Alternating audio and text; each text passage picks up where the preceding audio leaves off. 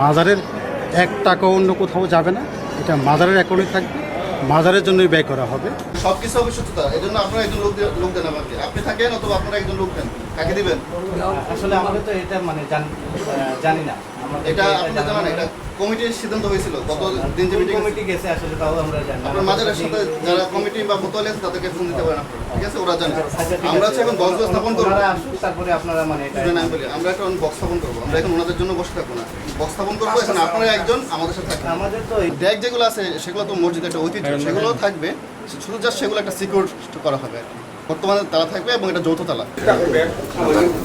এগুলো সকাল থেকে উঠছে, তাহলে এগুলো আমরা দান বাক্স দিয়ে দিচ্ছি, ঠিক আছে?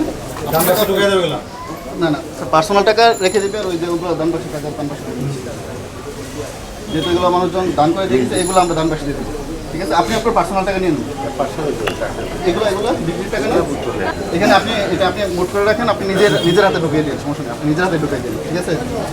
আমাদের আজকের কার্যক্রম হচ্ছে ধারাবাহিক কার্যক্রমের অংশ। ইতিমধ্যে অনেক মিটিং হয়েছে মাজার, মসজিদ এবং দরগা কর্তৃপক্ষের সাথে। বিগত 16 তারিখে জেলা পরিষদ কার্যালয়ে সবার সাথে মিটিং হয়েছিল। তো এখানে সিদ্ধান্ত হয়েছিল যে দরগার হিসাব নিকাশ স্বচ্ছ হবে, সেই জন্য সবার ঐক্যমতের ভিত্তিতে এখানে নতুন করে সিন্দুক যেটা সেটা বসানো হয়েছে, মানে দান বাক্স বসানো হয়েছে।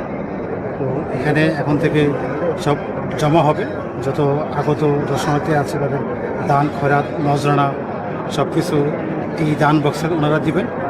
এবং সবার উপস্থিতিতে মাজার কর্তৃপক্ষ এবং আপনারা যারা সাংবাদিক আছেন, জেলা প্রশাসন এবং একটা কমিটি করা হয়েছে, ইতিমধ্যে আপনারা হয়তো জেনেছেন। যে কমিটি দান বক্স খোলার জন্য নিয়োজিত, জেলা প্রশাসক স্যার স্বাক্ষরে যে কমিটিটা হয়েছে সেটা আপনারা জানেন। এই কমিটির মধ্যে সবার উপস্থিতিতে নির্ধারিত সময়ে সেটা খোলা হবে এবং মাজারের অ্যাকাউন্টে টাকা জমা হবে। অর্থাৎ মাজারের 1 টাকাও অন্য কোথাও যাবে না, এটা মাজারের অ্যাকাউন্টে থাকবে, মাজারের জন্যই ব্যয় করা হবে। জাস্ট আয় পেটা স্বচ্ছতা আনার জন্য 16 তারিখে যেই সভা হয়েছিল সেই সভার সিদ্ধান্ত মোতাবেক আজকে সেটা আমাদের নির্বাহী ম্যাজিস্ট্রেট সেটা বাস্তবায়ন করছেন। আর এটাতে মানে অন্য কিছু না, জাস্ট আয় ব্যয়ের স্বচ্ছতা নির্ধারণ করার জন্য আমরা আজকে দান বক্সে বসিয়েছি এবং সবাইকে আহ্বান করবো দান বক্সে আপনারা আপনাদের দান যথাযথভাবে দেওয়ার জন্য। টোটাল আমাদের এখানে যেই ডেক আছে আপনারা জানেন 3টা ডেক আছে, এখানে আমরা তালাটা সিলগালা করে দিয়েছি। অর্থাৎ সবাই মিলে আমরা একসাথে যেদিন খুলবো, নির্ধারিত তারিখে সেদিন খুলব। আর আমাদের রোজার পাশে একটা আছে, পিছনে একটা আছে, ঝর্ণার পাশে একটা আছে, আর মহিলা ইবাদতখানা একটা আছে। অর্থাৎ যে জায়গাতে ইউজুয়ালি দান করা হতো মানুষের, সেই জায়গাতেই বসানো আছে দান বক্সগুলো। ইতিমধ্যে আপনারা জানেন অনেক জায়গাতে এরকম হচ্ছে, কিশোরগঞ্জের পাগলা মসজিদ যেভাবে সেভাবে স্বচ্ছ হবে, মাজারের টাকা মাজারের অ্যাকাউন্টে জমা হবে। এতদিন কি হতো টাকাটা, এইটার কি কোনো তদন্ত বা হদিশ আপনারা পেয়েছেন? এটা সঠিক হিসাব আমরা এখন জানি না, আচ্ছা না কি হতো টাকাটা, এটা কি বলেন?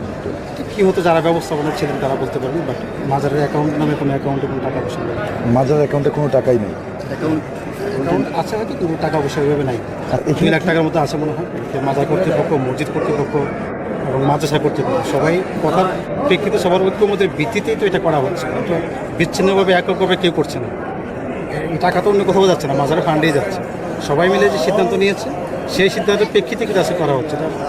একান্তভাবে ব্যক্তিগত কেউ করছে এরকম না, কিন্তু বিশৃঙ্খলার সুযোগ আপনারা দেখছেন না? না, এরকম কিন্তু সুযোগ আমরা দেখছি। সবাই মিলেই তো হাসি মুখিতে বললো যে না, দান খয়রাতের হিসাবটা স্বচ্ছ হওয়া উচিত।